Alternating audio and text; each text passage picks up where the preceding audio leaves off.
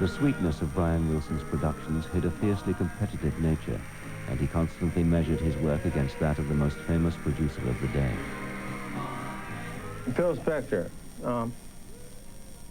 he was everything. There's nothing to compare. He was it. The biggest inspiration of my whole life.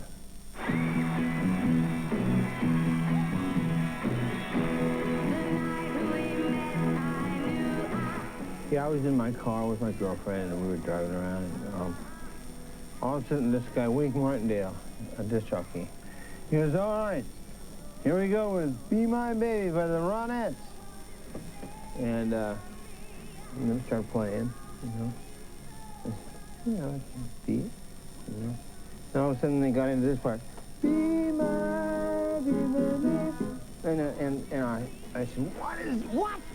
Whoa, whoa! I pulled over on the side of the street, of the curb, and I went, my God, wait a minute. I went, no way! I was flipping out. I really did flip out. Balls out, totally freaked out when I heard it. Freaked me out. And I got my mind blown, pretty much. I know it's funny. I mean, actually, in a way, it wasn't really getting your mind blown. It's like getting, like, your mind revamped. It's like once you've heard that record, you're a fan forever.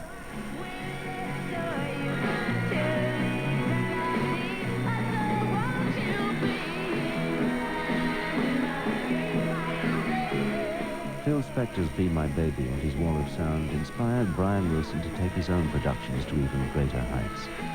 He began to use the same musicians as Spector for the instrumental tracks on Beach Boys records, often bringing in the other members of the band only to record their vocals.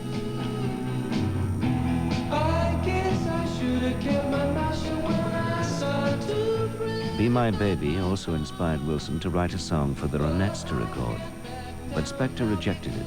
Instead, Don't Worry Baby became a hit for the Beach Boys themselves in 1964.